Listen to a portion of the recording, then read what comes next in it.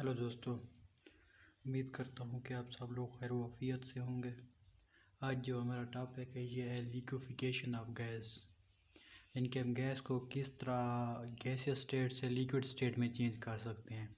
जो इसकी proper definition बनेगी वो ये होगी कि वो प्रोसेस जिसमें हम एक गैस को गैसियस स्टेट से निकाल कर हम लिक्विड स्टेट में डाल देते हैं, तो इस प्रोसेस को कहते हैं लिक्विफिकेशन ऑफ गैस।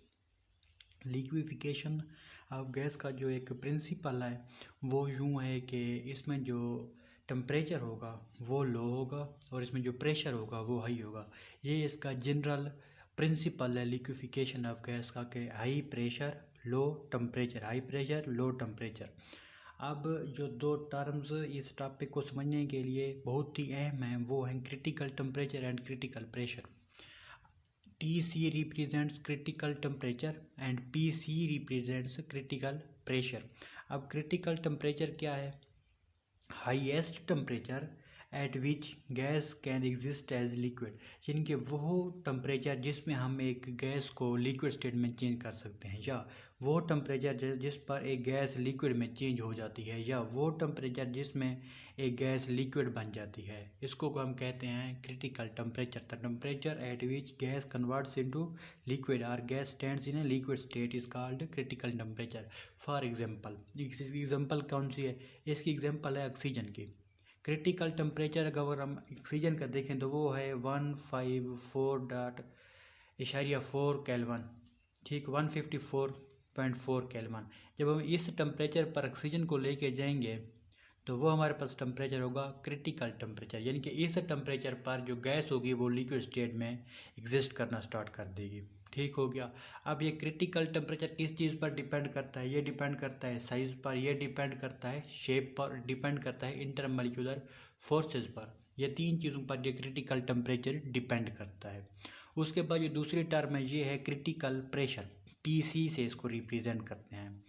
ये जो क्रिटिकल प्रेशर है ये करस्पॉन्डिंग होता है क्रिटिकल टेम्परेचर के, यानी कि क्रिटिकल टेम्परेचर पर जो प्रेशर हमें रिक्वायर्ड होता है जो एक गैस को लिक्विड में कन्वर्ट करता है उसको हम कहते हैं क्रिटिकल प्रेशर, यानी कि वो प्रेशर। अब हमने क्रिटिकल टेम्परेचर तो अचीव कर लिया, अब क्रिटिकल टेम्परेचर पर जो हमें प्रेशर दरकार होगा, रिक्वायर्ड होगा, उस प्रेशर को हम कहेंगे critical pressure.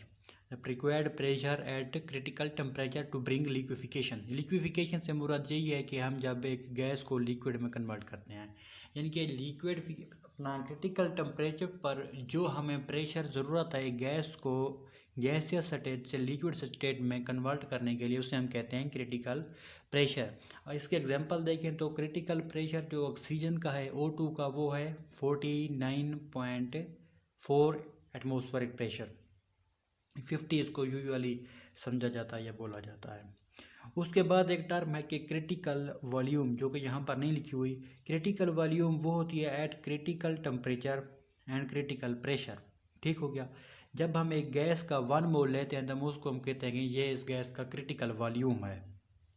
At critical temperature and critical pressure the volume of 1 mole of gas is called critical volume. Eight critical pressure and critical temperature, हम क्रिटिकल टेम्परेचर और क्रिटिकल प्रेशर की डेफिनेशन को कर चुके हैं। अब eight critical temperature and critical pressure the volume of 1 mole of gas is called critical volume. अब इसका जो मेथड, वैसे तो बहुत सारे मेथड है लिक्विफिकेशन के बाद, यहाँ पर जो मैंने डिस्कस करना है वो है Linde's method. Linde's method to liquefy a gas into liquid state और change a gas into liquid state. अब जो लिंड्स मेथड है एक्चुअली ये बेस्ड करता है जॉल थॉम्सन इफेक्ट पर। Linde's method based on Joule's Thomson effect. इस Linde's method को पढ़ने से पहले हम लाजमी है कि हम जॉल्स थॉम्सन इफेक्ट को पढ़ें या उसको समझें, उसकी समझ होना हमारे लिए लाजमी है।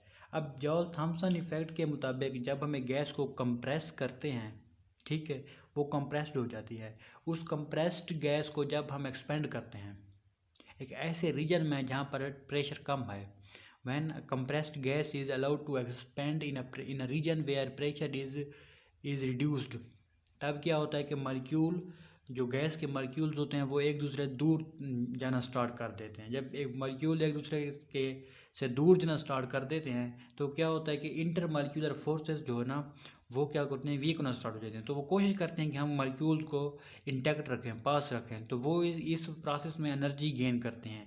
वो एनर्जी कहाँ से आती है? वो गैस इटसेल्फ से एनर्जी आती है। वो जब गैस उसको अपनी एनर्जी देती है तो it means kinetic energy gas की कम हो जाती है, तो उनका टेम्परेचर अल्टीमेटली डाउन हो जाता है। ठीक हो गया।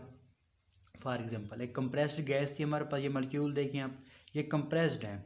ठीक हो गया। इनका जो इंटर मॉलिक्यूलर फोर्सेस हैं वो स्ट्रॉन्ग हैं, मजबूत हैं। अब क्या हुआ कि इन कंप्रेस्ड मॉलिक्यूल कंप्रेस्ड गैस को जब हमने एक एक्सपेंड किया एक रीजन पर जहाँ पर प्रेशर कम था, तब क्या हुआ कि मॉलिक्यूल्स जो है ना वो सीपरेट हो गए। यहाँ पर तो हमारे पास रीजन कम था, प्रेशर ज़्यादा था, कंप्रेस्ड थी गैस, उसको हमने एक्सपेंड कर दिया। जब एक्सपेंड किया तो मॉलिक्यूल्स क्या हुए, दूर दूर होना स्टार्ट हो गए। अब यहाँ पर जो दो मॉलिक्यूल्स के दरमियान इंटर मॉलिक्यूलर फोर्सेस स्ट्रॉन्ग थी, यहाँ पर क्या हुई, वीक हो गई इंटर मॉलिक्यूलर फोर्सेस। जब इंटर मॉलिक्यूलर फोर्सेस वीक हुई तो उन्होंने कोशिश की कि वो किसी तरह मॉलिक्यूल्स में इंटर मॉलिक्यूलर फोर्सेस को मजबूत रखें और मॉलिक्यूल्स को इंटैक्ट रखें। मॉलिक्यूल्स को इंटैक्ट रखने के चक्कर में उन्होंने एक एनर्जी गेन की। वो एनर्जी कहाँ से आई? वो गैस से ही ली गई थी। ठीक है। जब गैस की एनर्जी अब चली गई तो उनकी कैनेटिक एनर्जी कम हुई। जब कैनेटिक एनर्जी कम हुई तो टेम्परेचर उनका डाउन हुआ। ठीक हो गया। ये जॉल थॉमसन इफेक्ट था कि जब हम कंप्रेस्ड गैस को अलाउड कर, मैंने compressed gas is allowed to expand in a region where pressure is reduced then the temperature goes down. ठीक हो गया। ये था जॉल थॉमसन इफेक्ट। अब हम लीड्स मेथड की तरफ आते हैं। लीड्स मेथड में जो हमने अपरेटस को डिज़ाइन किया वो इस तरह था कि हम जब एक गैस को कंप्रेस करते हैं 200 एटमॉस्फेरिक प्रेशर पर। ठीक है। हमने गैस को कंप्रेस्ड कर दिया। ठीक हो गया। उसके बाद क्या हो गया, जब हम कंप्रेस्ड किया तो एक हीट पैदा हुई, हीट ऑफ कंप्रेशन का नाम दिया हमने उसको। ये हीट ऑफ कंप्रेशन को हमने रिमूव कर दिया। ठीक हो गया। अब वो जो सिस्टम था हमारे पास डिज़ाइन था, ये ऑपरेटर्स था, उसके जो है ना एक पाइप, स्पाइरल पाइप हमने इस्तेमाल किया और उस स्पाइरल पाइप की एक एंड पर जो ओपनिंग थी, नोजल थी जिसको हम कहते हैं। ठीक है। अब वो कंप्रेस्ड गैस हमने इस स्पाइरल पाइप से गुजारी। ठीक है। वो zig zag type of pipe था हमारे पास जिसकी एंड पर एक ओपनिंग थी। हमने अपनी जो गैस थी उस स्पाइरल पाइप से गुजारी, वो having opening eight one and. Gas अब जब वो स्पाइरल पाइप से गुजर जाएगी तो उसने अब ओपनिंग से बाहर की तरफ निकलना है। ठीक हो गया। Gas comes out of jet. अब जेट कह लें या ओपनिंग कह लें, उससे जब बाहर निकलती है तो तब उसका टेम्परेचर जो प्रेशर होता है वो 200 एटमॉस्फेरिक प्रेशर से 1 एटमॉस्फेरिक प्रेशर हो जाता है, यानी कि बिल्कुल कम हो जाता है। तो जब उसका जो प्रेशर इतना कम हुआ तो वो एक्सपेंड हो गई। ठीक हो गया। जब एक्सपेंड हुई तो मॉलिक्यूल दूर दूर होना स्टार्ट हो गए। जब दूर दूर होना स्टार्ट हो गए तो इंटर मॉलिक्यूलर फोर्सेस ने कोशिश की कि उनको मॉलिक्यूल को, जहाँ पे हम जिस तरह हमने यहाँ पर बात की कि इंटर मॉलिक्यूलर फोर्सेस ने उनको मजबूती से पकड़ने की कोशिश की। इस कोशिश में उन्होंने क्या किया कि एक एनर्जी को लेने की कोशिश की। वो एनर्जी कहाँ से है? वो गैस से आई। जब गैस से एनर्जी चली गई, किनेटिक एनर्जी कम हुई तो टेम्परेचर ऑटोमेटिकली कम हो गया। ये एक जो इसका सिलसिला था वो यूँ था कि जॉल थॉमसन इफेक्ट के तौर पर ये लिंड्स मेथड काम करता है। ये बेस्ड होता है जॉल थॉमसन इफेक्ट पर।